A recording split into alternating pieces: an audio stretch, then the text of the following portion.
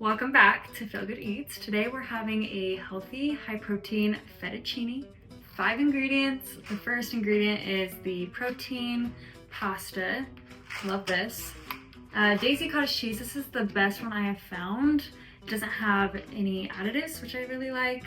A lot of cottage cheese do have additives, so I like Daisy, specifically this one. And then Parmesan, garlic, and then, oh, I love this milk, you guys. Fairlife fat-free milk. 1 cup has 13 grams of protein, which is absolutely amazing. 80 calories. So I love this. So I will be using this. The first thing you're gonna do is fill a pot with water. Add 1 box of Barilla Protein pasta into the water, and I put the temperature on high. As the noodles are cooking, I grab another saucepan and add 3 cups of cottage cheese. Add 1 cup of shredded Parmesan cheese.